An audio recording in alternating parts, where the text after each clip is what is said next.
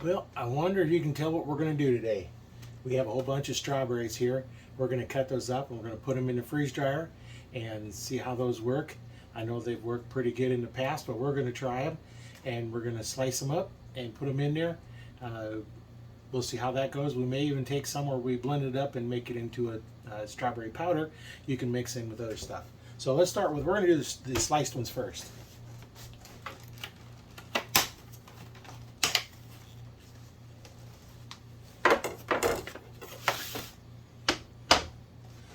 How big some of these are. They're just really big. There's a lot of strawberries in here. I'm just going to cut those off. And I have a little flat piece there, and I'm going to just slice them this way. Now I have pieces about maybe a 1/4 inch thick or something like that. And we'll start laying them out on our trays.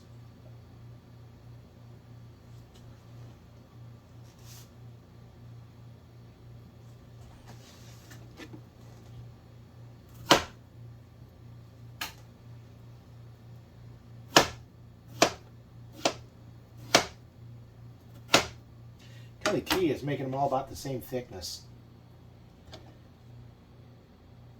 That was a little bit too thick.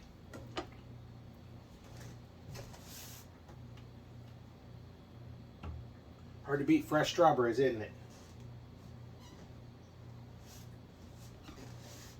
These are mine.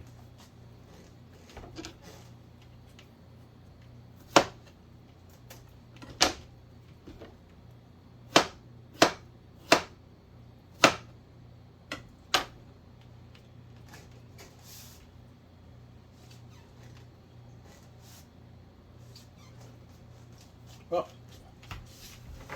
I'm going to pause the camera here.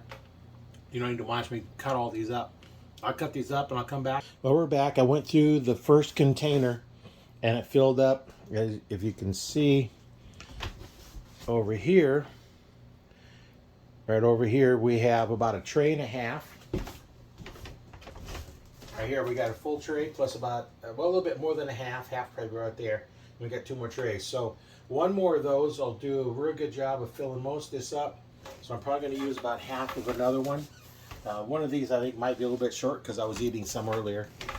We're back after 2 containers. And I actually got started in the last container. So I'm going to fill this up. And we'll be back. We're getting more strawberries than what I'll put on these 4 trays. So that'll leave us at least one full one left that we can try something different with. And then part of another one. So they're all done. I got about a half of that tray left. So I got about half one of these. So I got 1.5 here left. And go ahead. Now all these tops here, they're not going to go to waste. They're going to go out in the compost pile. I'll set these here. Let's take a look at these trays.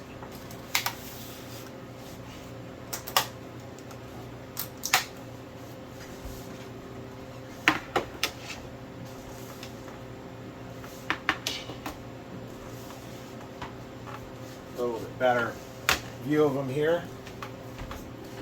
Now I'm going to load those into the freeze dryer. I'm going to pause this and then we'll load it in the freeze dryer. As you've seen, you may have seen or heard the freeze dryer running. You have to pre-cool it for 15 minutes. It's been going for about 20 minutes. I wasn't sure how long it would take to finish up the trays. So we're going to load these 4 in here.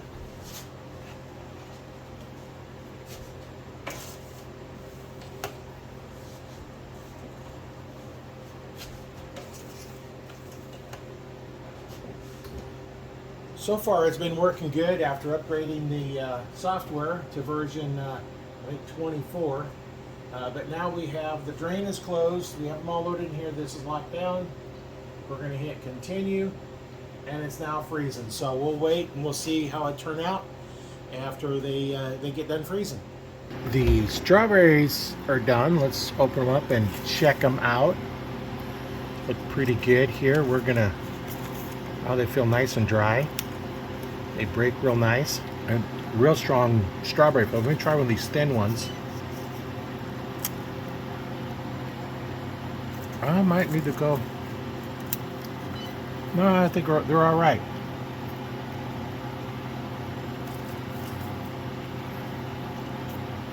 Yeah, they're good. So we'll put these in pint jars because they're probably not going to last too long. And once they get opened up, the pint jars seem to go really quick. So let me go ahead and get these in pint jars. I'm going to vacuum seal them, and I'll come back and show you once I get them all done. Here, we're going to do something a little bit different. I'm going to show you what I found works the best to vacuum seal.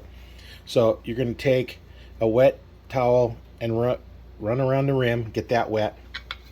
Not really wet, but then you're going to take the lid and do the same thing just on the rubber part. And then once you get that done, then it seals up really good. Now that I have those wiped down, I'll put the lid on here. And then they have these little things for the vacuum sealer. Seals up the large mouth.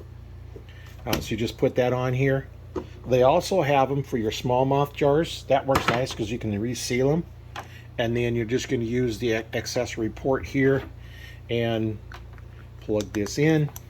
And then go ahead on this one. It happens to have a canister one, which doesn't go through the heating cycle. You can do it in this one, but it's going to go through and heat up this element in here that seals the bag, and we don't need to do that. So we're just going to hit this and seal it.